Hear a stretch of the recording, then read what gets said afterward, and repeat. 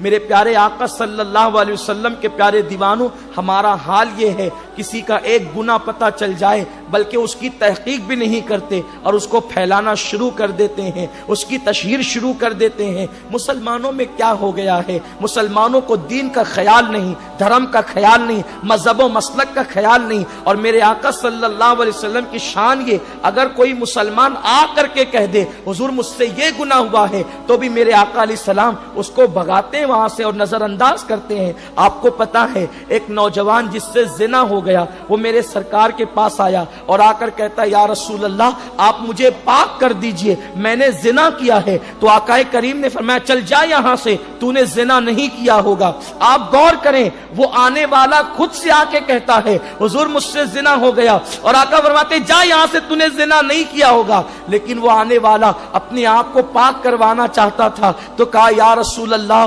میں نے زنا کیا ہے۔ تو آقا فرماتے کہ یہ شراب کے نشے میں تو نہیں بک رہا ہے، تو اس کا منہ سونگھو۔ آپ غور کریں، ایک مومن کی عزت بچانے کا کتنا خیال ہے، وہ اپنے منہ سے اقرار کرتا ہے اور آقا اس پر کیسے پردے ڈالتے ہیں۔ آج جو عیب کسی پر نہیں کھلنے دیتے، کب وہ چاہیں گے میری حشر میں رسوائی ہو؟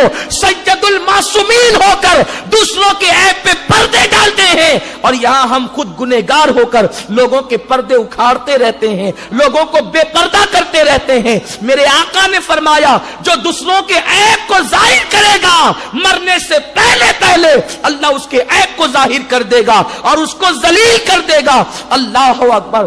آقا نے فرمایا اس نے شراب کے نشے میں بک تو نہیں رہا ہے؟ لوگوں نے منہ سونگ کر کہا نہیں یا رسول اللہ اس نے شراب نہیں پی ہے۔ پھر تیسری بار کا حضور میں نے زنا کیا، مجھے پاک کر دیں۔ میرے نبی نے فرمایا یہ پاگل تو نہیں ہے؟ پاگل پن کی وجہ سے لوگ بکتے ہیں، تو کہیں بک تو نہیں رہا ہے؟ انہوں نے کہا نہیں یا رسول اللہ میں پاگل نہیں ہوں، میں نے زنا کیا ہے، میں چاہتا ہوں کہ دنیا میں سزا مل جائے تاکہ آخرت میں پاک ہو جاؤں۔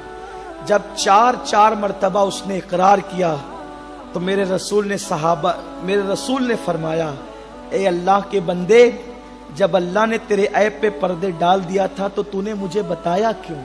ارے چھپا لیتا، لیکن اب چونکہ تو نے جو ہے وہ بتا ہی دیا ہے اور 4 مرتبہ اقرار کر لیا ہے، تو اب صحابہ کو کہا لے جاؤ اس کو، یہ شادی شدہ ہے، اس کو سنسار کر دو۔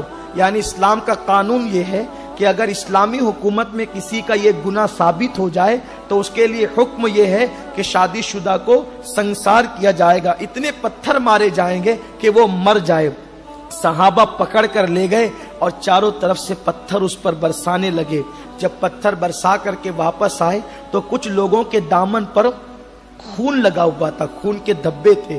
تو آقا علیہ السلام نے پوچھنے کا انداز دیکھیں، یہ میرا نبی ہے، یہ میرے آقا ہے، رحمت للعالمین ہے، کہتے ہیں وہ میرے فلاں کا کیا ہوا؟ آپ دیکھ رہے ہیں گنہگار کو میرا کہہ کر کے پکارے، وہ میرے فلاں کا کیا ہوا؟ حیرت ہے، خدا کی قسم اہل تقوی رشک کنا ہیں کہ حضور نے ان کو اپنا کہا۔ ہم ہیں تیرے، ہم ہیں ان کے، وہ ہے تیرے تو ہوئے ہم تیرے، اس سے بڑھ کر تیری سمت اور وسیلہ کیا ہے؟ اس سے بڑھ کر تو کہتے ہیں میرے فلاں کا کیا ہوا؟ تب صحابہ نے کہا یا رسول اللہ ہم نے اس کو پتھر مارے۔ تو پھر کہتے ہیں آقا جب ہم اس پہ پتھر برسا رہے تھے تو وہ یوں ہاتھ کر کے اپنے سر کو بچا کر بھاگ رہا تھا، تو حضور نے بہت تجسس سے کہا کیا وہ بھاگ رہا تھا تو تم نے اس کو بھاگ جانے دیا؟ کسی نے کہا نہیں یا رسول اللہ، جب وہ بھاگ رہا تھا تو ہم چاروں طرف سے اس کو گھیر کر کے مارنے لگے۔ تو آقا کہتے ہیں ارے اگر وہ بھاگ رہا تھا تو اس کو بھاگ جانے دیا ہوتا۔ یہ دیکھیں، یہ گنہگاروں کے ساتھ رحمت ہے، گنہگاروں کے ساتھ شفقت ہے۔ اسلام کا قانون ہے کہ سنسار کرو، سنسار کرنے کا حکم دیا قانون کے مطابق، اور کہتے کہ بھاگ رہا تھا تو بھاگ جانے دیا ہوتا، اس کی جان بچ جاتی۔ تو کہا نہیں یا رسول اللہ بھاگنے نہیں دیا اس کو، تو ہم نے مار ڈالا، پتھروں سے آپ کے حکم پہ عمل کیا۔ تو کوئی ایک صاحب تھے، انہوں نے کہا اللہ اس پہ لعنت کرے، اس نے تو زنا کیا۔ اب میرے آقا غصے میں آ گئے، جلال میں آ گئے، فرمایا تو نے اس پہ لعنت کی جبکہ اس نے اللہ اس کے رسول پہ ایمان لایا، تو اس پہ لعنت کیوں کرتا ہے؟ اور پھر کہتے ہیں خدا کی عزت کی قسم، اگر اس کی توبہ اہل مدینہ پہ تقسیم کر دی جائے تو اللہ سب کو بغیر حساب جنت عطا کر دے۔